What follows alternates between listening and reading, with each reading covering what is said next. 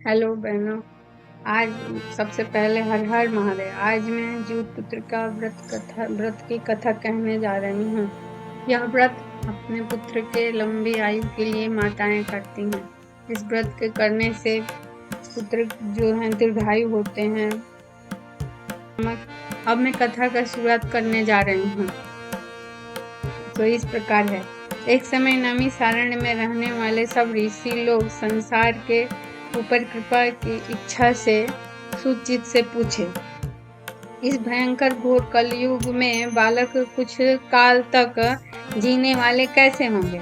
सूत जी बोले, द्वापर के अंत में जब कलयुग प्रवृत्त हुआ तब दुखिनी स्त्रियां विचार करने लगे कि माता के जीते जी उसके आगे उसके लड़के नष्ट हो जाते हैं।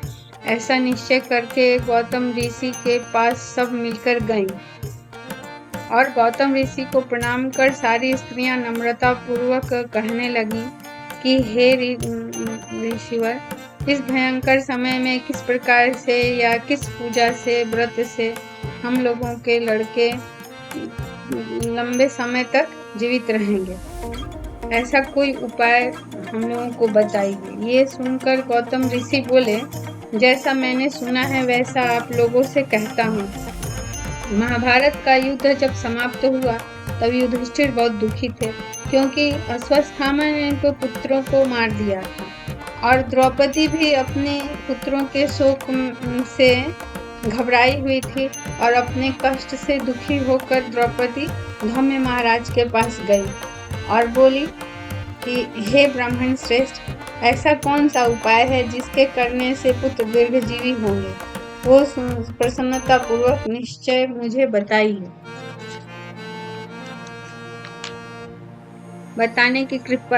निश्चय मुझे बताने की कृपा करें। यह सुनकर धौम्य जी बोले, मैं एक ऐसा कथा कहता हूँ जिससे आप लोग संतुष्ट होंगे।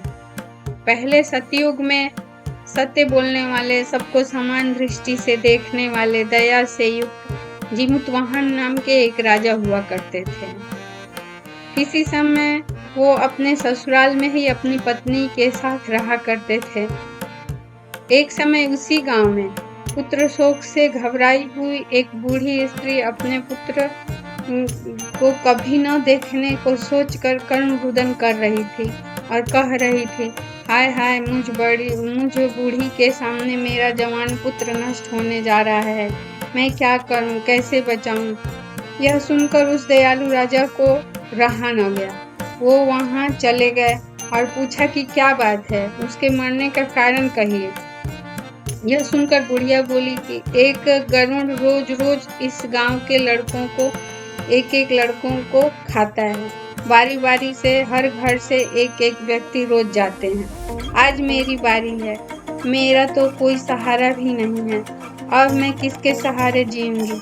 ये सुनकर राजा बोले, अच्छा, तुम्हारे लड़के को कुछ नहीं होगा। यह कहकर राजा उस लड़के की जगह खुद गरुड़ के पास गए।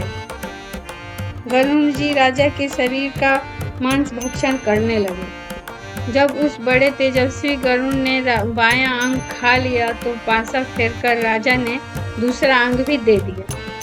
यह देखकर गरुड़ जी बोले, हे वीर, आप कौन हैं?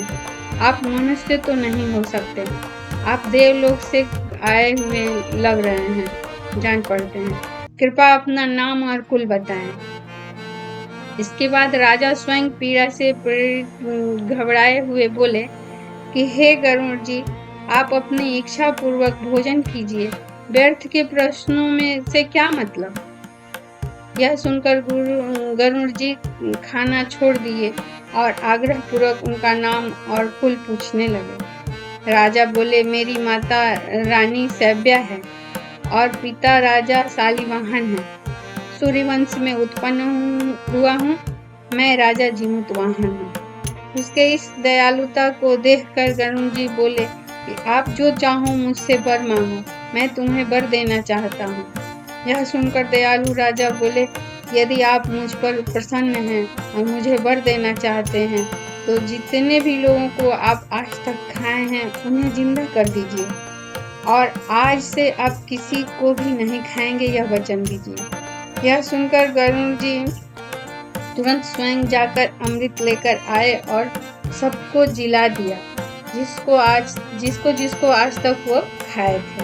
और राजा से बोले कि लोक कल्याणार्थ एक बार मैं भी अपने तरफ से देना चाहता हूँ कि आज सप्तमी रहित अष्टमी है। आज के दिन जो भी पूरे विधि विधान से तुम्हारा नाम लेकर आज के दिन यह व्रत करेगा, निर्जला व्रत रहेगा और पूजा पाठ करेगा और नवमी में पारण करेगा, उसके पुत्र दीर्घायु होंगे, लंबे दिनों तक जिएंगे। सप्तमी सहित अष्टमी नहीं करनी चाहिए। फ्रेंड्स, ये ध्यान रखिएगा कि सप्तमी जिस अष्टमी में वो नहीं करना। इतना कहकर गणु जी विष्णुपुर वैकुंठ को चले गए और राजा भी अपनी पत्नी के साथ अपने नगर को चले आए। हे देवी, यह मैंने बहुत ही दुर्लभ व्रत आपसे कहा, जिसके प्रभाव से लड़के बहुत दिनों तक जीवित रहते हैं। इसलिए हे देवी, पूर्वोक्त विधि से आप भी इस व्रत को करो और पार्वती जी का पूजन करो, तब तुमको भी यह फल प्राप्त होगा। मुनि के वचनों को सुनकर द्रौपदी प्रसन्न हो गई और अपने गांव की सभी स्त्रियों के साथ सविधि इस व्रत को पूजन को करने लगी। गौतम ऋषि बोले, इस व्रत के प्रभाव को एक चिल्ही भी सुन रही थी और वो जाकर अपनी सियारिन सखी से कही कि मैं भी यह व्रत करने का संकल्प करती हूँ, और वो व्रत कर रही और सियारिन को भी करने के लिए कहा। दोनों साथ में व्रत रही। सायंकाल जब चिल्ही ने सियारिन से कथा सुनने के लिए चलने को कहा तो वो बोली, तू चल, मैं आती हूँ। यह सुनकर चिल्ही कथा सुनने तो चली गई और ध्यान पूर्वक कथा का श्रवण किया, पूजन किया। इधर सियारिन जो थी उससे भूख से रहा न गया। वो शमशान जाकर मांस भक्षण कर क्षुधा पूर्ति होने पर वह झूठ का ऐसे ही कथा के स्थान पर चली गई। समय बीतता गया, दोनों ने देह त्याग कर दिया और संजोग से दोनों अगले जन्म में सगी बहनें बन गई। सियारिन जो थी वह इस जन्म में बड़ी बहन बन गई और चिल्हनी जो थी वह छोटी बहन बन गई। दोनों बड़ी हुई। बड़ी बहन जो थी उसकी शादी काशीराज से हुई और छोटी बहन की शादी जो थी उसके मंत्री से हुई। दोनों सुखपूर्वक रहने लगे। बड़ी बहन के बच्चे हुए। जो सियारिन थी इस जन्म में बड़ी बहन हुई थी, उसके जब बच्चे हुए तो वो यमलोक को चले गए। एक भी जिंदा ही नहीं रहते थे, सब मर जाते थे। और छोटी बहन के जो पुत्र हुए वह सब 8 पुत्र हुए। 8 स्वस्थ और सुंदर आज्ञाकारी हुए। ये देखकर जो बड़ी बहन थी वो ईर्ष्यावश बड़ी बहन अपने पति से बोली, ईर्ष्यावश अपने पति से बोली, क्या जी सुनते हैं, जिस रास्ते मेरे पुत्र गए हैं उसी रास्ते से मेरी छोटी बहन के पुत्रों को भी आप पहुंचा दो। राजा पहले तो परेशान हुए, फिर वैसा ही किए। छोटी बहन के पुत्रों का सिर काटकर बांस की टोकरी में रखकर अपनी वो छोटी बहन के घर भेजवा दिए। लेकिन जीवित पुत्र का व्रत के प्रभाव से उस बांस की टोकरी में बहुत से रत्न आभूषण भरे थे। उसके पुत्र भी जीवित थे और स्वस्थ थे, उन्हें चोट चपेट तक भी नहीं लगी थी। ये देखकर राजा की जो पत्नी थी वो उनको बड़ा आश्चर्य हुआ। वो परेशान हुई, वो बोली कि आखिर ऐसा क्या की है कि इसके बच्चे को कुछ हो ही नहीं रहा है।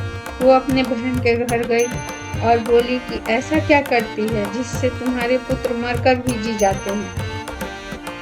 इस पर छोटी बहन बोली कि हे बहन, तुम पिछले जन्म में सियारिन थी और मैं चिल्ही थी। जीवित पुत्री का व्रत हम दोनों ने किया था, लेकिन तुम विधि पूर्वक उस व्रत को नहीं की और नहीं पालन की। इससे तुम्हारे बच्चे जो हैं वो पुत्र जो हैं नहीं जी रहे हैं, और मैंने विधि पूर्वक व्रत को किया था, उसका पालन किया था। इसी से हमारे पुत्र मरते मरते भी जी जाते हैं। अभी से भी तुम और राजा दोनों विधि पूर्वक यह व्रत करो तो तुम्हारे भी पुत्र जीवित रहने लगेंगे। यह सुनकर बड़ी बहन जो थी अपनी छोटी बहन के बात को वचनों को सुनकर राजा रानी दोनों व्रत करने लगे और उनके भी पुत्र जीवित रहने लगे। वे भी जीवित पुत्र हुए। उनके लड़के राजा हुए, बहुत समय तक जीने वाले हुए। इतना कहकर सूत जी बोले, ये मैंने सुंदर व्रत संपूर्ण सौभाग्य को बढ़ाने वाला कहा है। पुत्रों की दीर्घ जीवन की इच्छा करने वाली स्त्रियां इस व्रत को अवश्य करें। कथा समाप्त। धन्यवाद।